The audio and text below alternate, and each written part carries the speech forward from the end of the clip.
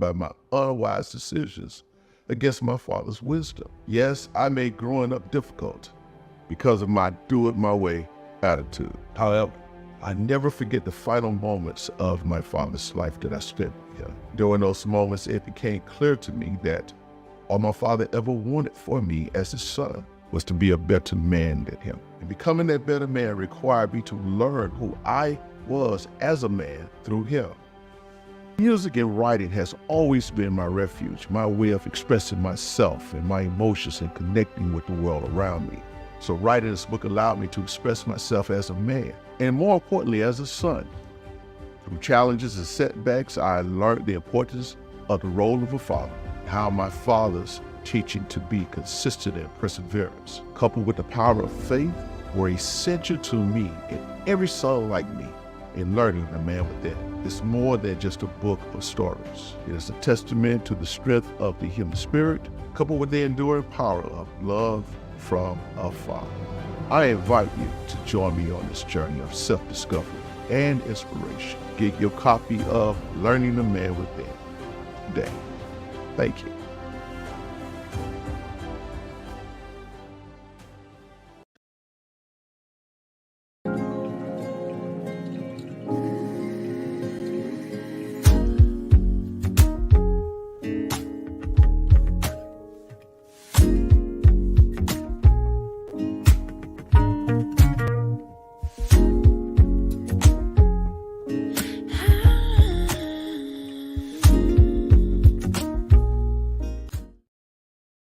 Hello, everybody, and welcome to another episode of A Father's Note, where we're here promoting fatherhood through building men. As always, we're so happy that you took the time out of your busy schedule to spend this evening with us. Absolutely here. We have a fantastic show for you tonight. Just a follow-up of on our show that we had last week, as a matter of fact. We had a young man on by the name of Desmond Jones, and he shared his story shared the story with us of how that he was able to, what I would consider to have a successful life without growing up without a father. So tonight, though, what we did, we have a follow-up where it's that I tell you, I am so honored to have his mother on in the studio with us tonight, none other than Miss Tamira Bradshaw. We want to welcome her to A Father's Note. How you doing? I'm doing fine. Just sitting here, I was riding home, and it was laid on my heart that this had to happen. You know, I made a call. I called your wife, and I was like, "We have to do a follow up. We have to make this a series, because we want this to touch mothers of sons that don't have fathers. You know, to let them know that I've always believed that." Some women say it don't take a man. I've never believed that. Right. You know, I've always believed that I can't raise a man. Uh-huh. I could birth him, feed him, teach him certain things, but I needed a man to raise a man, to show me how to raise my son. You know, it's interesting that you said that because you're right. And it really aggravates me so much when I hear so many women, mothers, let's be specific, say that they don't need, or shall I say, since we're talking about sons, that their son does not need their father in their life. And I think that's a big mistake. That's an absolute mindset to have when you're talking about what's going to benefit your son. It's interesting because I was going to ask you, one of my questions was that, you know, what were your thoughts on women who say that they don't need a father, but you pretty much in their son's life, but you pretty much have answered that question. But let me ask you this though: what challenges did you face, you know, raising up your son? Well, it was very difficult because I wanted him to not only, you know, start as a young man, but I wanted him to grow into a man. So the first thing that, you know, was difficult was, you know, he learned how to use the restroom. Okay, of course. But after being around us women, you know, I was like, you can't sit down on the toilet. You gotta stand up like a man, you know, just trying to make sure he's a man, if you know what I mean. Right. Being around a lot of women. Right. Just keeping it to where I wanted my son to be. Right. Not just a man. I wanted him to be a man. Wow. That was my goal. You know, it's since you said that, right? I was just thinking about what I would consider successes for your son, especially not having his father in his life. And one of the things, he was able to graduate high school. You know, no drugs, alcohol, no substance abuse, right? No children or baby mama drama. He got married as a virgin. We might well talk about it, right? Proud to say. He's a thriving entrepreneur, right? He's a young man who loves God and is actively in the church. And this is another thing, the last I would say, that we don't really talk much about, but man, he has an undying love for you and his family. Yeah. And I think that's astounding, Well, when he was growing up, I always taught him, at first, it has to start at home. Mm-hmm. Treating your sisters with respect. Desmond was 8 or 9 years old, catching a bus with his sister, holding her hands. Wow. He had to hold their hand. If they argued, there was no fight.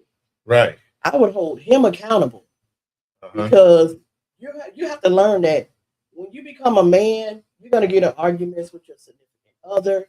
You got to be able to hold back. Right. So I was teaching him that with my girls. Don't touch my girls. Wow. Do not put your hands on my girls.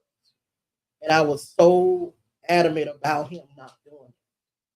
Why were you so adamant? Because I went through abuse with his father. Some people, they may be watching and not know, like Tamira, you went through? Yeah, I went through a man putting his hands on me and me being quiet about it. Because my dad always said if it happened, he gonna kill him.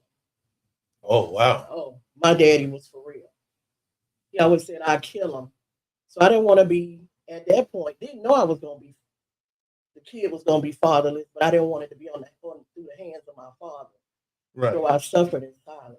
Nobody knew. Generally that happens, though. Yeah, nobody knew. Nobody knew. I went through a lot of things, but I went to God with it. And a lot of times you go to God and he's a God that answers your prayers. And I was, oh my God, it was maybe about 2 or 3 months before his dad passed away. I was like, I can't take this no more. I don't want to be in this relationship. It's too much. I'm going to try to go to Georgia, establish something, and then come back and get my kids. There was a lot of things going on. So I pleaded to God. I said, I don't want this to end in a way where I'm about ready to fight back. If you know what I mean. I'm about ready to fight back. I thought about things. I stood over him at night, with evil things on my mind to do because I was just tired of being abused, tired of being told nobody gonna want you with 3 kids, and you. But their father had insecurity himself. He had gotten burned over a percentage of his body where his face was burned. He could never wear shorts. His whole body was burned. But I accepted him. But he had that insecurity about, having a nice looking woman. Yeah, I know it. And to him, I was a queen, and he was afraid of losing me. But he didn't know what to do. He didn't know how to treat me. He just didn't know. He was in the streets and getting the attention from the women, just being young. Because I was 19 when I got married to him.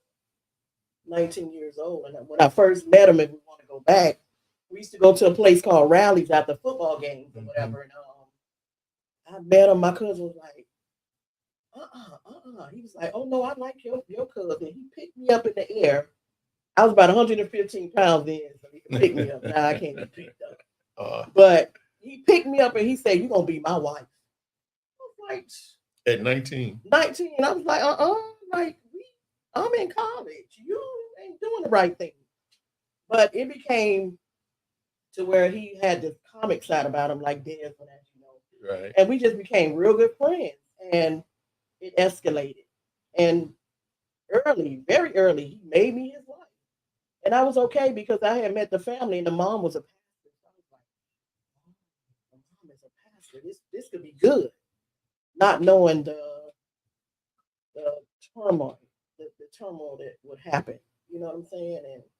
And he wasn't all bad, but the it was not good.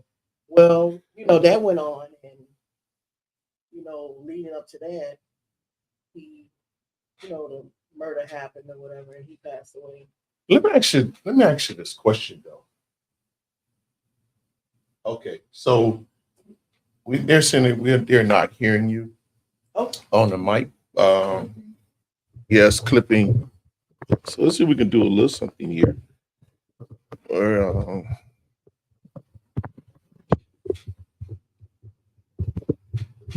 yeah, let's try that.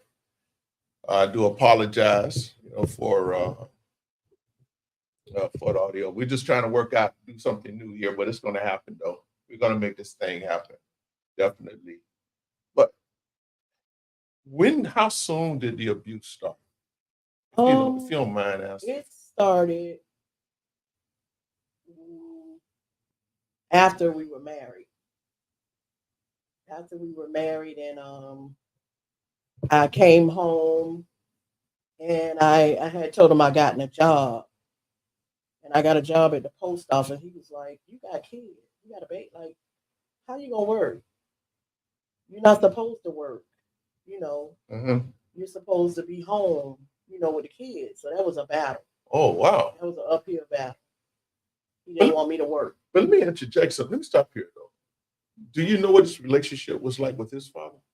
Well, his father was the one that worked. His mom didn't work. She was a pastor, but See, so he kind of just wanted me to be the at-home mom, raise the kids. because that's what he had seen. That's what he had seen. He had witnessed. That was Right, what he and that's grew up what he under. grew up under. Let me impart something here. And I would say that when I got married, I had took on some traits that I saw of my father and my mother, thinking that was the norm of how you do it until I realized no, I was absolutely wrong Right, because I did not marry my mother. right. If you follow what I'm saying, Yeah, yeah. my first wife, I didn't marry my mother. No, I married my wife. Right. So she was a total different person. And that's what I'm striving to get to there. So to all the brothers out there, listen, you cannot marry a woman thinking that she's gonna be like your wife or that you marry your wife. You can't do that. No, you need to get to know that woman. First of all, you need a lover, of course. You need to get to know her, and y'all need to come to agreement as to exactly how you're going to cohabitate together. So yeah. Can you share with us some other after the demise of his father? Can you share with us some other challenges that you faced? As far as raising up Desmond. I faced a lot of him. He wanted to be up under me a lot, and I wanted him up under me, but I didn't want him up under me. If you know what I mean. Right. I didn't want to raise a mama's boy.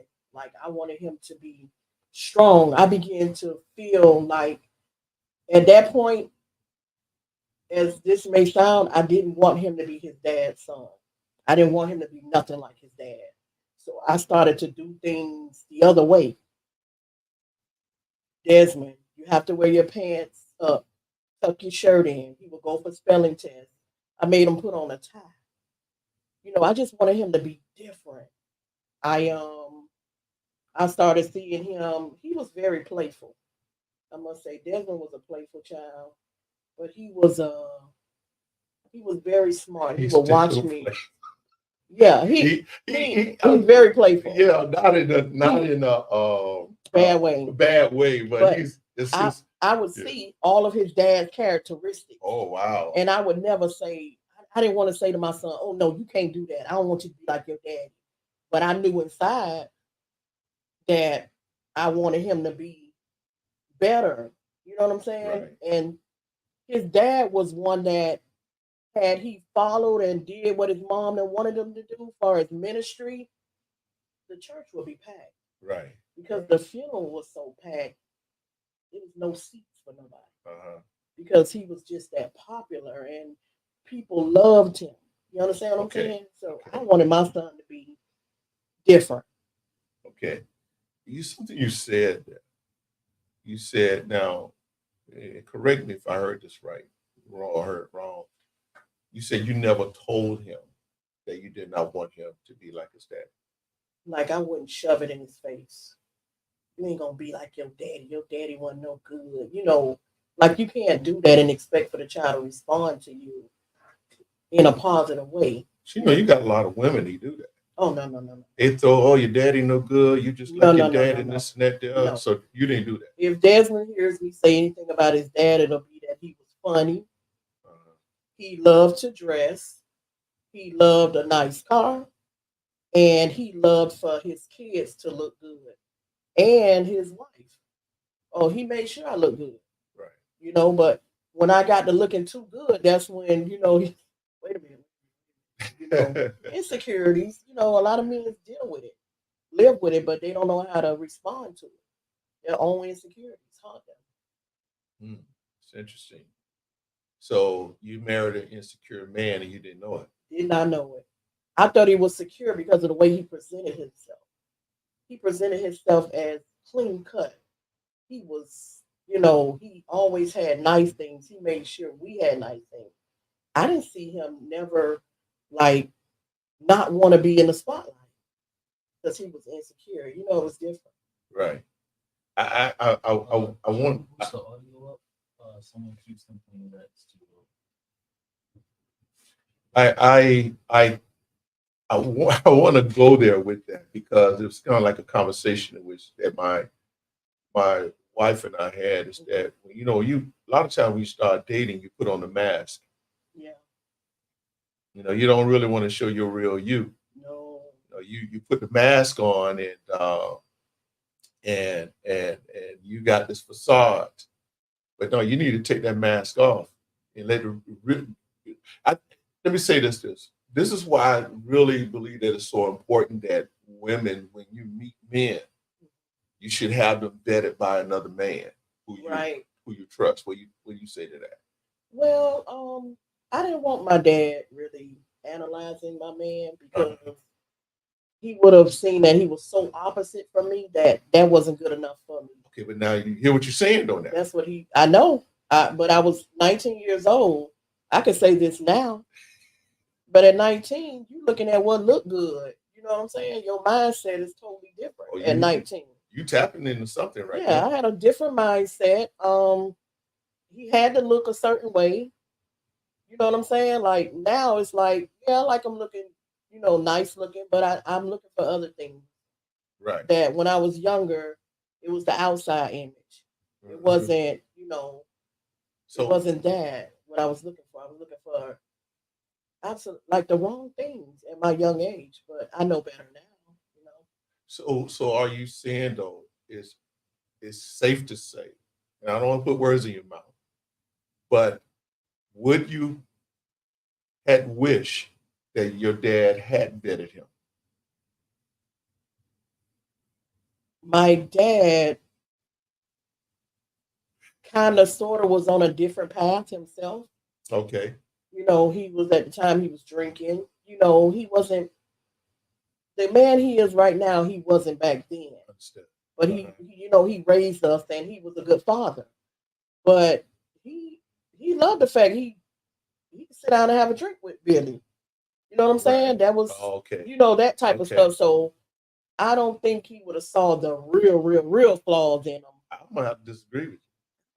Hey, a man knows a man. A real man knows a real man. Okay, but then he knows because my daddy is a real man. I know he is. So he knows. I mean, I'm sure he didn't want me with him because we were totally opposite. Right. I was raised different. I was, my parents moved up in Miami Gardens in 1977, I want to say. Right. We were like the only blacks on the block. So I was raised different. I wasn't raised to where I had to subject myself to certain things or, a certain type of lifestyle. Right. But I made that decision. Right. It's a decision that I can live with, and I can sit here proudly and say it was my decision. I made it. I got married without my parents knowing. They didn't know. I was rebellious. I was headstrong. I wanted to do what I wanted to do. I didn't want to hear nothing nobody else had to say. So how old were you when you became pregnant? 19. I got married at 19. Same, like right after my daughter, I got pregnant with her. But I did know that I didn't want to be pregnant and not married to nobody. Right, right. So by the time I had Desmond, I was married. So after his father's gone, what was your coping mechanism? My coping mechanism was, it's funny you say that because I can sit here and say that I did not mourn him losing him until years later. Really? Because I was so focused on I'm by myself now. I got to find a way to take care of my kids. So how old are you now? That you're by I'm yourself? 50. No. At that time, Time. At the time, I was 25. 25 years old with 3 children. With 3 kids. 25 years old. Now, 25 years old, no job. All I had was my cosmetology degree at the time. No job. He was the only source of income. Because I quit that other job because my oldest daughter is hearing impaired. So he didn't want to take her to the doctors. He was like, that's why you need not have a job because you need to be there. So he used that against you. He used that against me. And I had to be there for my child. Okay. So here it is, you're 25 years old with 3 children, no job. No job. So you didn't have any support system? Well, I was rebellious. I could go to my mom. I could go to my dad. Of course I could. But I didn't.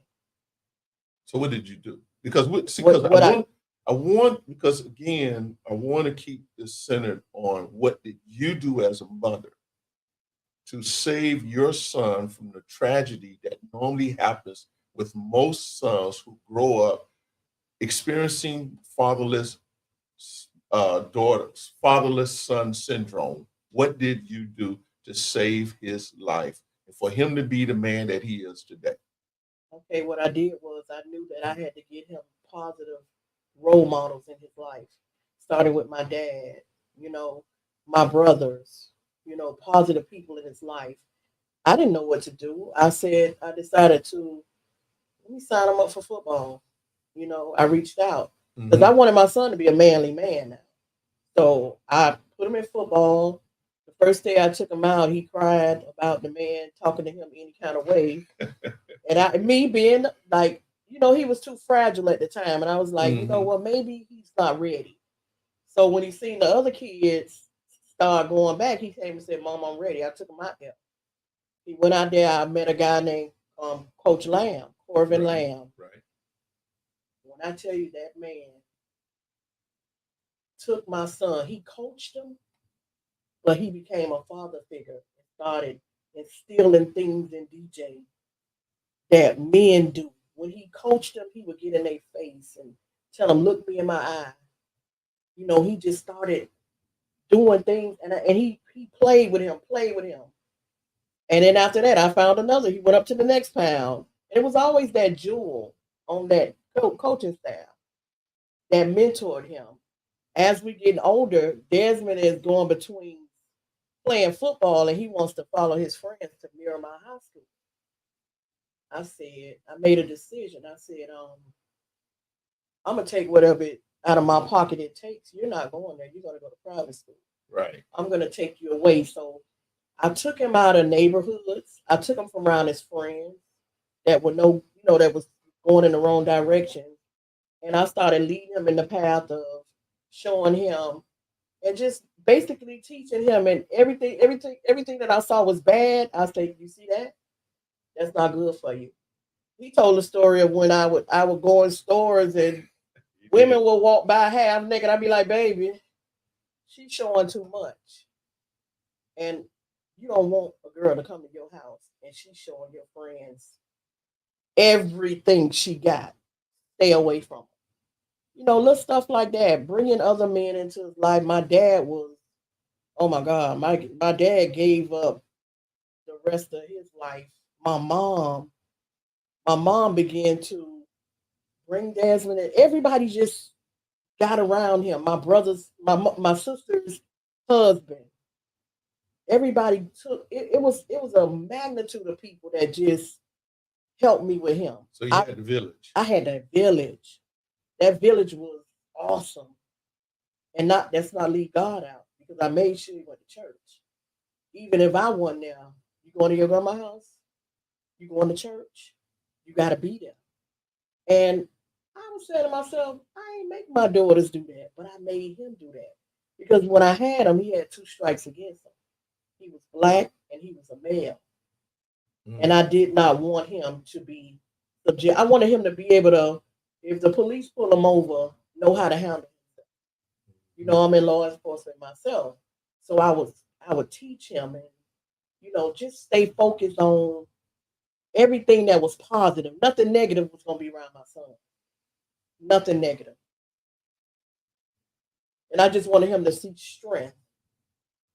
I worked at the park and recreation. I was able to bring him with me. Another track coaches, mentors, even women that instill things in them. You know what I'm saying? I did that. I used to leave work. I got in the academy for correction. I would go through the academy in the daytime and then come to work at night, at the park. I was showing him strength. And I was showing him that you can do anything in life that you want to do. I understand one time when you were homeless. I was homeless. I was living in an apartment in North Miami, and a big storm came through, and we were displaced. And me again, I didn't want to go to my mom's, or I just wanted to handle that on my own. You were Miss Independent. Huh? I'm still, but I just felt like I only needed God to help me through certain things. That was my focus. Okay. I don't want to be I'm coming with 3 kids. Right. I'm bagging up and I'm coming with 3 kids, and I don't know how long I'm gonna be there. So Red Cross came, gave us, vouchers, but we had to stay in the shelter before we can get the voucher. Right. I had my kids, and we were in the shelter. I had one sleeping here, one over here, and one right here. They woke up every morning. I woke them up and got them ready for school at the shelter. Yeah, we still gonna do the same thing we doing. Right. You're going to school. What are the ages now? At that time, oh my God. I want to say they were probably teenagers at that time. They were probably Teenagers. And the baby, Diamond probably was about 8 or 9. Maybe, I don't know. I could be wrong, but they weren't like big old teenagers. They were young in the middle, like preteen. Right. And I made them get up and go to school, and we came back home to the shelter. But it sounds like, though, that, though you was facing these oppositions, the one thing that got you already had in your mind, as far as the life of your son, you already had in your mind what you wanted for him and what you did not want for him. And, and I was listening to you talking about how that, as you referred to him, that there was always a jewel that was present there in his life, right? I believe that was because that's what you wanted. Yeah. You did not, even though he was your son, your oldest son, you did not, as you stated, make him a mama's boy. No. I never wanted that. I saw my dad raise the boys to be men. When I grew up in the house, it was, girls, y'all go in there and wash them dishes. Boys, y'all come out here in this yard with me. It was the way my dad raised us, and I mimicked how my dad raised my brothers. That's interesting. Okay, so you had a pattern to follow after. Oh yeah. As far as your son was concerned, even though his father was not there to do it, but you still made sure that you, as a mother, hey, look, this is what I know you need because this is what I saw in my father. Right. Is that right? And yeah, my mom would always be the one to say, let them go with men. Men can raise men. Right. My mama always instilled, you're a woman, certain things you could do. Mm-hmm. But my mama's strong. She was like, she was never under she never felt like, oh, you don't need a man around for nothing. She was the one that, yeah, them boys need their daddy. That's the type of mama she was. So I know I didn't have a daddy for him, but I had friends, even friends that I had, friend guys that I knew. I always was, I never hung around a lot of females. Mm-hmm. So I had a lot of friend guys. Okay. So they were literally friends that stepped in. I'll take them. Why? I'll come to his game and support him. Okay. Okay. So that village is important. So how did you begin to pick up the pieces in your life? Oh, wow. Especially after becoming homeless. After becoming homeless, like I said, I had a tremendous boss. Well, my friend was my first boss in the beginning. She hired me with parts. And I worked that job and I went through the academy. Everything went well with that. I was able to put him through school, private school, and pay tuition for him. And I pretty much pulled from what they say, got from Peter to pay Paul. Like I knew how to maneuver my money and my funds. Okay. I could do that very well. Right. And I just I knew how to save. Mm-hmm. I knew how to save my money. I taught my kids how to save their money. Mm-hmm. You don't, if I give them $5 and they ain't got nothing left, oh, wait a minute. That wasn't what that $5 was for. You should have at least $3.50 left. If I give you 5. Mm-hmm. If you don't, I know you're doing something that's not right. And as a man, Desmond, you need a wallet. And you don't need, if I'm in the store and I say, Desmond, I need $1, you need to be able to open that wallet up. And he gonna have 4 quarters, if not a gold token. So how old is he now? He's a Desmond always saved his money. Kid. Right. He would draw little pictures. Uh-huh. I don't mean to, I don't know which direction we're going in, but the first time I seen him draw, right, he was a kid. He drew Jesus. I say, boy, you ain't draw that. Get in here. Go draw it. If you drew it, go do it again. And he came back with the same picture. He drew it. That's when I discovered that he was talented in that way. Right. Singing, he would always sing, but he would sing and play around. So I didn't know the voice was there. Right. Because he would always play. But he started drawing things. He started asking for sketchbooks. So I just started spending all my money on the art supplies expensive. No, absolutely. $100, they're expensive. And we let them draw on our clothes. At the park, we would buy t-shirts. They would draw.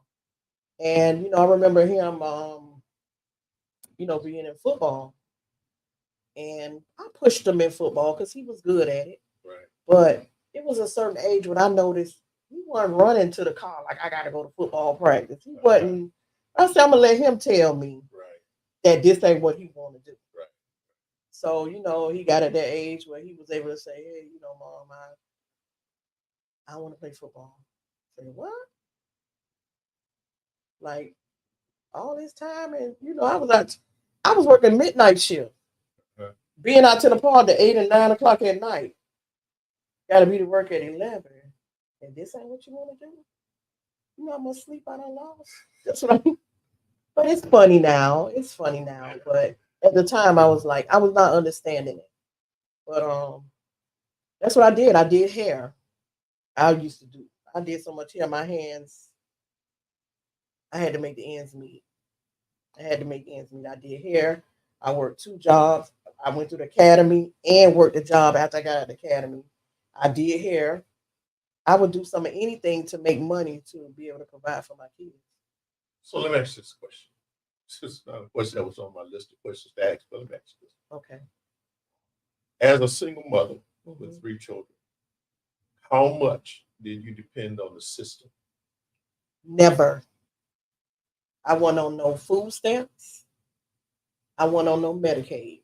I wasn't on none of that.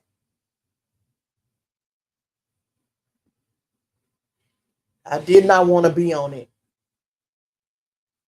I take that back, not the food stamps. I had a highly a housing. It was $96 a month for a 4 bedroom. A guy got shot in front of my door.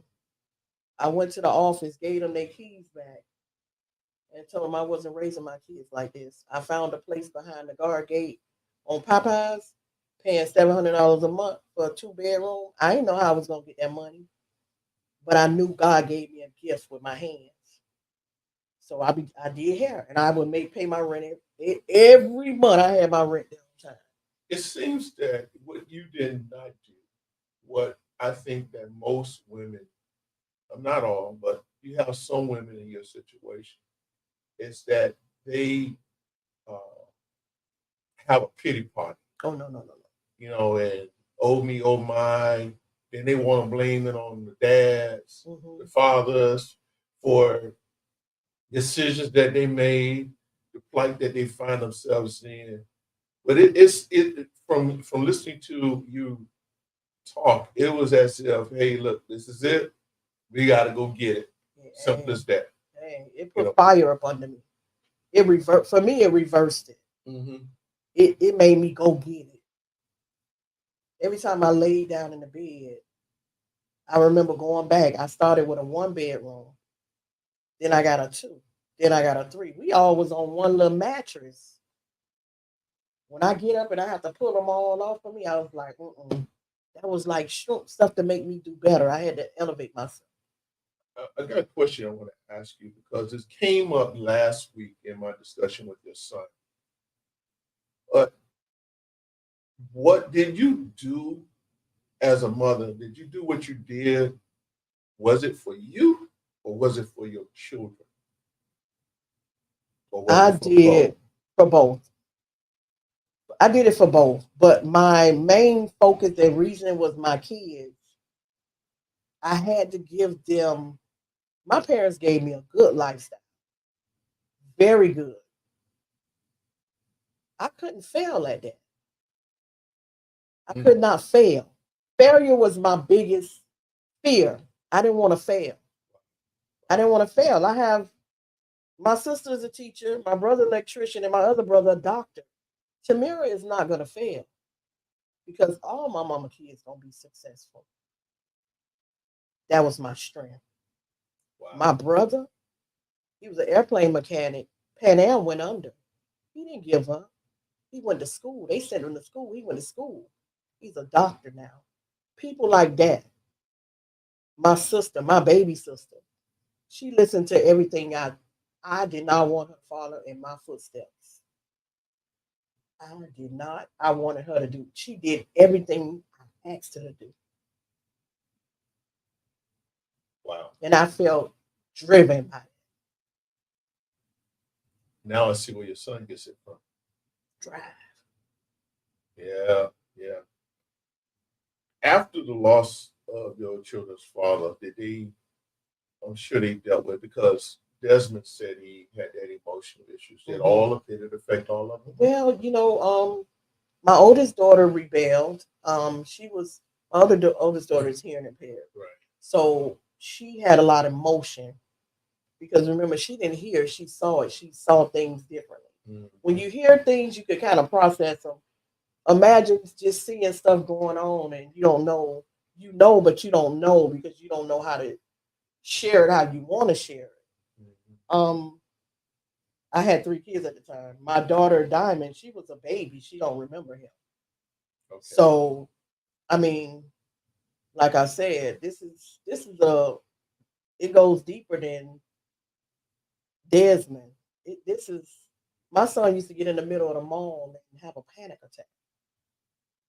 Describe what his panic attack would be like. His panic attack would be when it was a lot of people coming at him. And he would say, my eyes, I can't see. And I'm like, boy, I'm trying to shop. What you mean? How old is he now? Oh, he's about 12, maybe 12. What? But he used to have it when he was like 8 years old was the first time when we were at Scott Lake Optimist. And it was a game or whatever. He say something in my eyes. I was like, ain't none in your eyes. He say, my eyes, they feel sticky.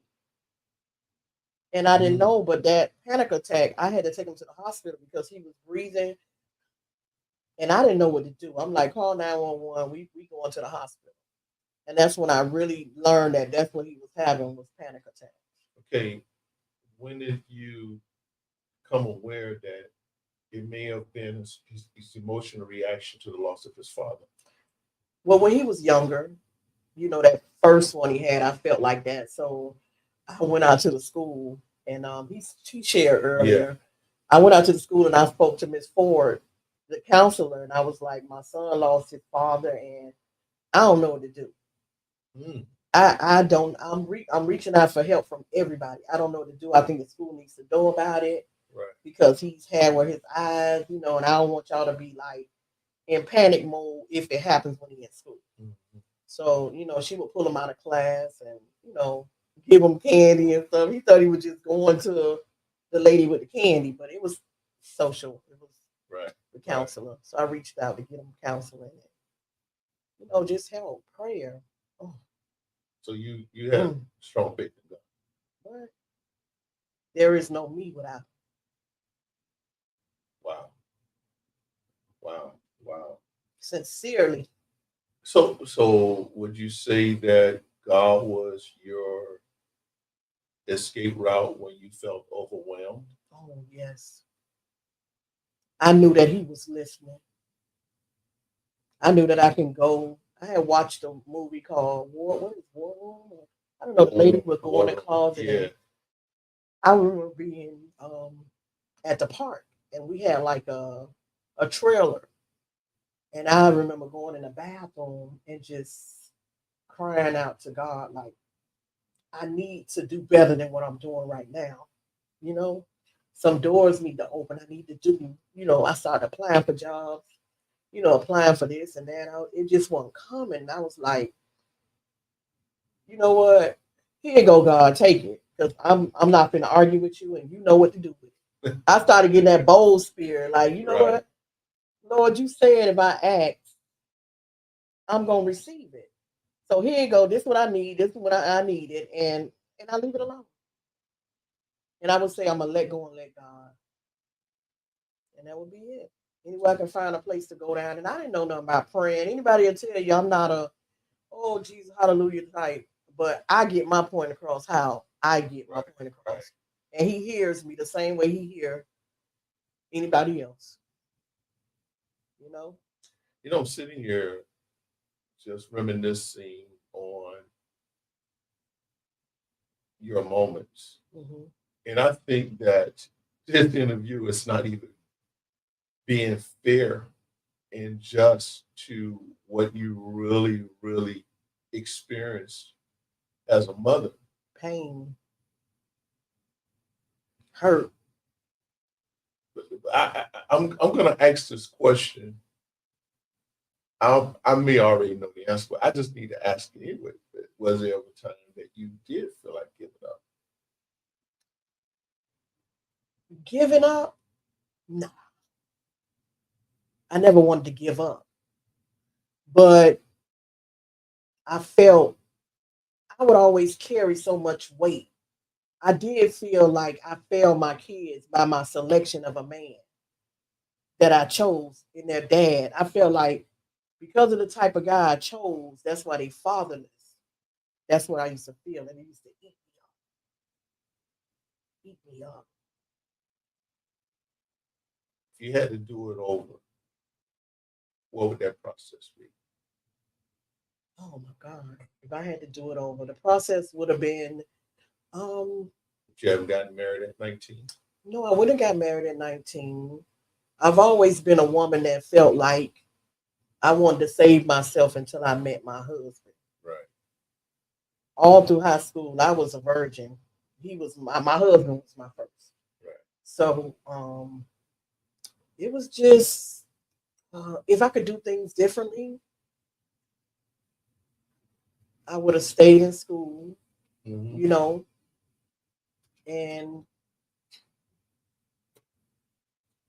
I would have been more obedient, to my parents because my dad was tough and my mom was very tough. But Do you understand his toughness? Why he was tough now? Yes. Then, but you I see it did. now. I did not know then. Well, my dad was tough, but he wasn't. He wasn't tough as tough as he was with the boys. He was tougher with the boys, but I just feel like I wouldn't have let them down like that. Okay. That's why when my sister grew, oh my God, I was on her like in college. You going to college. You ain't finna have no babies. You gonna meet a decent man. I took her with me that night and she met her husband. You gonna do it the right way. Right. Because I didn't want her doing what I did and feeling that pain. Wow. That pain was horrible. Burying, seeing him go on the ground, and my kids not knowing what's going on, and me not having an answer, because I don't know why they killed them, who killed them. Still don't know right now today. Don't know why, but I just felt like I failed in my selection of men for my children. And I felt like my decision was why my son is fatherless. I want to hit. We got to work on wrapping stuff. I want to ask a couple questions though, because I want to ask this on air. Go ahead. How do you feel when I moved him in here with me? When you first, when I felt I was excited. At first, I wasn't because I felt like Desmond was going through it with my dad, and he didn't give me a chance to fix that. He went all elsewhere. You see what I'm saying? Right. Okay. I see So that was my only concern. Like, why we ain't fixing this, and you going over here, and he may feel like you not getting what you need over here. I felt like, do he think I'm failing? Like, am I not doing what I'm supposed to do? You know what I'm saying? That's Right. how I felt. I felt like my dad was tough, but at the same time, it's what he knew. He knew military. He knew tough. Right. Whereas you broke it down, same way, same concept, but you presented it in a different way than my dad. My dad was off the chain. You know what I'm saying? Yeah, I understand. And I was thankful and grateful. I was just about to say that, how you took him in. You didn't have to, but you seen where I was going with him. And I was okay to let my bird fly and leave that nest in the hands of you. If I didn't see that, oh, no. I ain't never came and knocked on your door, did I? No, you never did. I never knocked on your door. You never called me and asked me I ain't never asked you none of that because I felt safe. I felt like he was safe. Me and Desmond very close. He's gonna call me if it got drastic. I think maybe once, sir, he came slide in the house, and I was like, "What happened?" But I let him have that. You know what I'm saying? I ain't break it all the way down because I knew whatever decision was made, it was made for a reason. You know? Yeah. Because I knew. Yeah. I ain't break him down to the lowest term. Oh, you all right? I let him. I said, "Oh, you okay?" And he eased on back over there, and I was like, "Okay, they good." But it's important to have good men, strong men in your kid's life. Even if it's a stepfather, women, I'm begging and I'm pleading you. If he could instill something in your son, let him do it. It was a guy that I dated, and he poured into Desmond. Even as we broke up, he still kept his promise to be in his life. Right now today, he's still in his life. I don't have anything to do with him, but that's their story. And he poured things into my son, and I'm grateful. So I don't cut those barriers. I don't cut or burn bridges of people who done did something and done been there. You know, your daughter was she saved my son's life, believe it or not. She saved his life.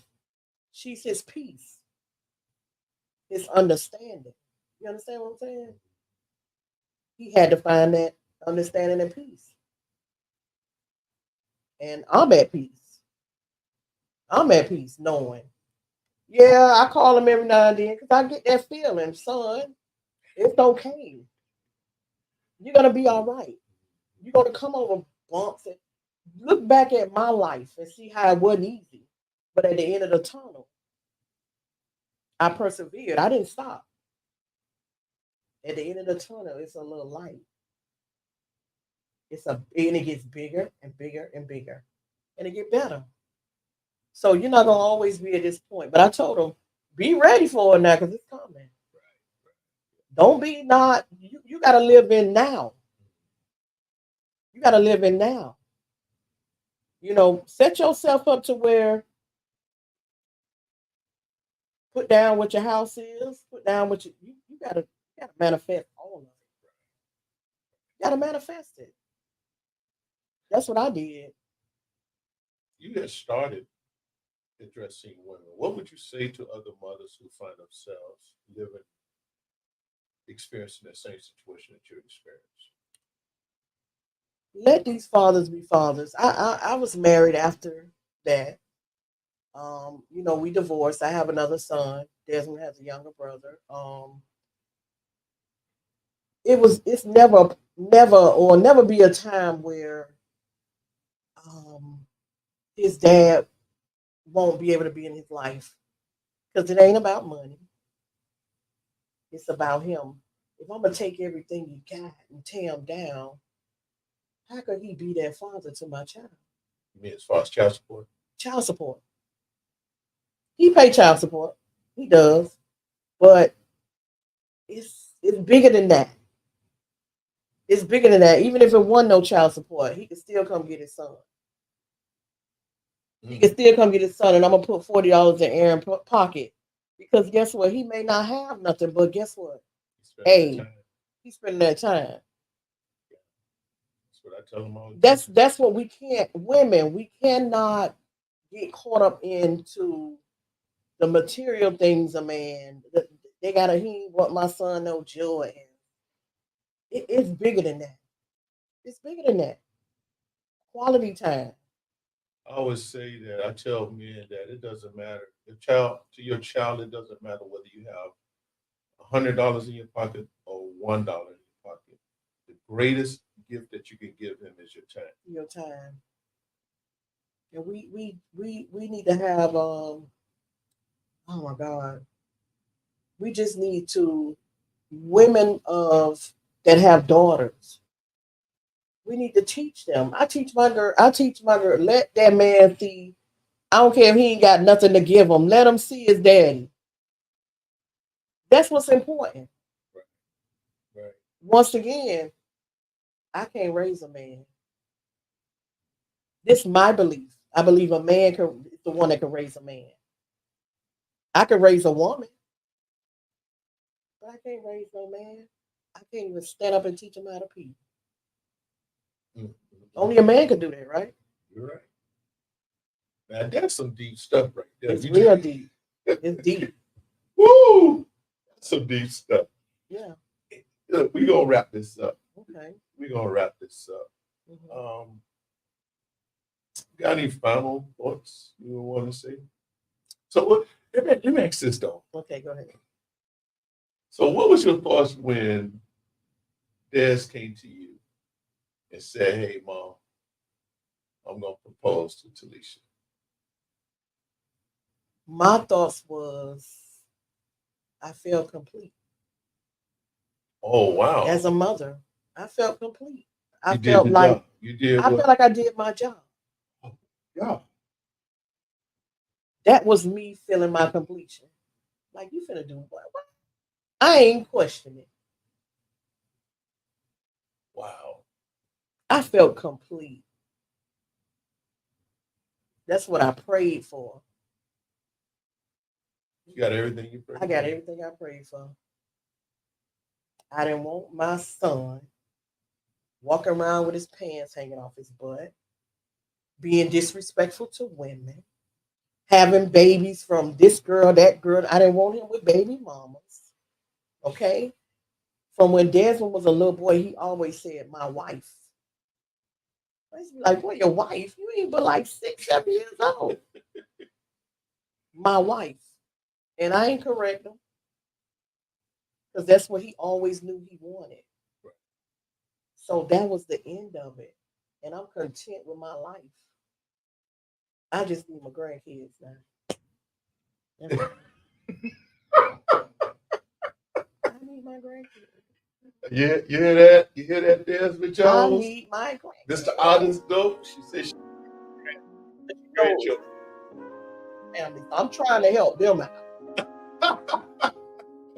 I'm trying to help them out. You know what I'm saying? But I'm so happy. I'm happy and humble. You know what I'm saying? With myself. You know, people always tell me, "Oh, you did a good job." I can't take the credit alone. Wow. I will not take the credit. Orvin Lamb, Anthony Walker, Coach Black. I don't know Coach Black's real name, but he worked with me. He done it. Mario Smith, Coach Drew. These were all men that were in my son's life as mentors. Tavares Ingram. I mean, he got them at an older age, but he's still pouring into. You understand me? Oh, my dad, my mom, my brother, his uncle, everybody. It was really a village. I'm talking about a village. Like how you go to a village and it's a lot of people. Yeah. It was a village, women and men. His grandmother for always praying for him when he got into that down mode. He knew to go to his Grandma Jones. He knew to go to his Grandma Kay. Grandma Kay gonna sit down and talk to him for hours. And she said, "Say, grandson, don't kiss them, because they take your soul. Don't kiss them girls. When you kiss them, that's it." I'm telling you. Love my mama. Oh, Transparent parents, family, great family, your family that took him in. Oh, I was so grateful for that. Because it could have went left or right. It could have went anyway at that point. Because I had gotten them up to a point, but after that, I didn't know what to do. He started bumping heads with my dad, and yeah. Lord, fix it. Yeah, I had one. And once I began to understand his backstory, what he had been through, then I saw his talent, I saw the gifting that he had within him. Mm-hmm. And I want to be clear, it wasn't the fact that he liked my daughter, it was the fact that I saw a man that needed help. Right. And I wanted to discuss with my wife, to do this for him. Especially I had, my sons right there together and everything. Right. So I thought it was a good environment for him. Mm-hmm. And he'll tell you he got the business. Oh no, I know. I told you he came home like a puppy one day, like, and I knew something happened, but I ain't asked him. Because little puppies, my dog run away for 2 weeks and come back. Yeah. So I knew it was. I gave it to God. It's gonna be fixed, and it was, and we're here today. Yeah. Well, you know what? Thank you so much. And I think I want to say, I thank you for trusting, your son with us. Hey, I'm so proud of you. I'm very proud of you. Thank God for the asset. It makes my daughter very happy. So yeah, I'm proud of both of them. Oh no, definitely. Oh wait, Artist Dope. Okay, yeah. I'm his biggest fan. I purchased all of his merchandise. He'll let you know. Mom, you ain't gotta. Yes, I do, because guess what? I want people in the streets to know they gotta do the same thing. Yeah. Make them pay. They buy anything else. Right. Make them pay. So I had to wear my Artist Dope hat. Shout out to Artist Dope. Shout out to Artist. Shout out to Artist Dope. And I believe in him. I believe in him. I believe in him. I really believe that he's going to obtain what he is that he desires. Oh, yeah. It's going to happen. Well, hey, you know what? Thank you so much for being my guest. You're welcome. You're very welcome. Studio, Fatherless hey, we want to say to all of you, to all of our viewers, hey, if you enjoy what you're seeing here, listen, why don't you, we do broadcast on YouTube Live, and I want to ask you, if you haven't subscribed, go over there, subscribe, like, and share as we continue to bring you more content such as this. And listen, don't forget, next Sunday is Father's Day. So listen, I want you to support, shower the man in your life, father, brother, uncle, whoever. Show them some love, you know. And we won't be on next week. See you the following week. We have another great show following week. Y'all, we'll give you more about it. So, hey, until we see it again, much love to you. Thank you. God bless you.